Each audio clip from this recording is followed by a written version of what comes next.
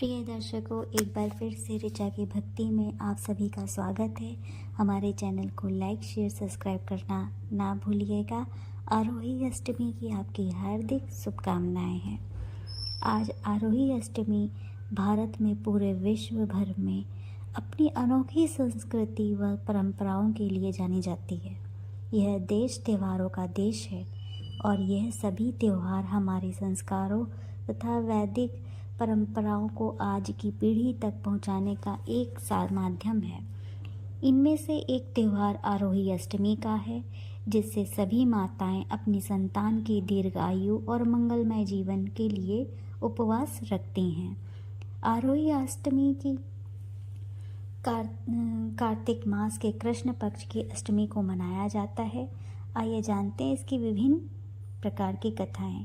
आरोही अष्टमी पर्व से निम्नलिखित विभिन्न पौराणिक कथाएं हैं प्रचलित हैं।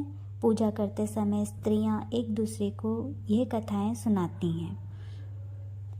प्राचीन काल के समय में साहूकार था, जिसके 7 बेटे और 7 बहुएं थीं।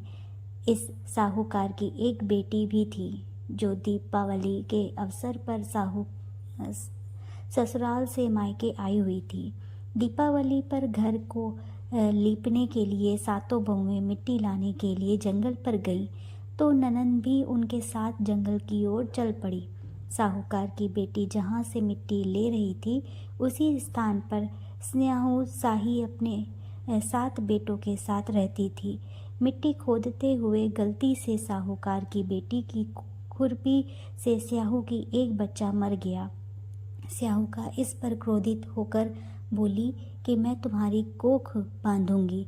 स्याहू की यह बात सुनकर साहूकार की बेटी अपनी 7 भाभियों से एक एक करके विनती करती है कि वह उनके बदले अपनी कोख बंधवा ले।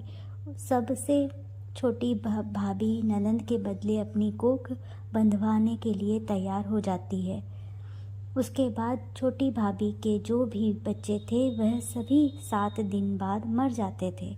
7 पुत्रों की इस प्रकार मृत्यु होने के बाद उसने पंडित को बुलवाकर इसका कारण पूछा। पंडित ने सुररी गाय की सेवा करने के लिए सलाह दी। सुररी सेवा से प्रसन्न होती है और उसे स्याहू के पास ले जाती है। रास्ते में थक जाने पर दोनों आराम करने लगती हैं। अचानक साहूकार की छोटी बहू की नज़र एक और जाती है। वह देखती है कि एक सांप गरुड़ी पंखनी के बच्चे को डसने आ रही है, इसलिए वह सांप को मार देती है। इतने में गरुड़ी पंखनी वहां आ जाती है और खून बिखरा हुआ देखकर उसे लगता है कि छोटी बहू ने उसके बच्चे को मार दिया है। इस पर वह छोटी बहू को चोंच मारना शुरू कर देती है। छोटी बहू उस पर कहती है कि उसने तो उसके बच्चे की जान बचाई है। गरुड़ी पंखनी इस पर खुश होती है और सुरी सहित उन्हें स्याहू के पास पहुंचा देती है। स्याहू छोटी बहू की सेवा से प्रसन्न होकर उनसे 7 पुत्र और 7 बहुएं होने का आशीर्वाद देती है। स्याहू के आशीर्वाद से छोटी बहू का घर पुत्र और पुत्र वधुओं से हरा भरा हो जाता है। आरोही अष्टमी का अर्थ एक प्रकार से यह भी होता है कि अनहोनी हो बनना हो, जैसा साहूकार की छोटी बहू ने कर दिखाया है। आइए जानते हैं दूसरी कथा। दंत कथाओं के अनुसार एक बार एक औरत अपने 7 पुत्रों के साथ एक गांव में रहती थी।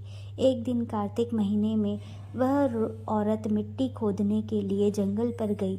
वहां पर उसने गलती से एक पशु उसके शावक की अपनी कुल्हाड़ी से हत्या कर दी। उस घटना के बाद उस औरत के 7 पुत्र एक के बाद एक मृत्यु के प्राप्त हो गए। इस घटना से दुखी होकर के उस औरत ने अपनी कहानी गांव की घर एक औरत को सुनाई। एक बड़ी बूढ़ी औरत ने उस औरत को यह सुझाव दिया कि वह माता आरोही अष्टमी की आराधना करे। पशु के शावक की सोते हुए हत्या के पश्चात के लिए उस औरत ने सावक का चित्र बनवाया और माता आरोही अष्टमी के चित्र के साथ रख उनकी पूजा करने लगी। उस औरत ने 7 वर्षों तक आरोही अष्टमी का व्रत रखा और आखिर में उसमें 7 पुत्र फिर से जीवित हो गए।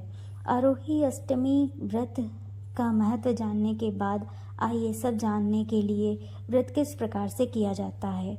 आरोही अष्टमी उत्तर प्रदेश, हरियाणा व उत्तर भारत के अन्य राज्यों आरोही अष्टमी व्रत निम्नलिखित तरीकों से मनाया जाता है।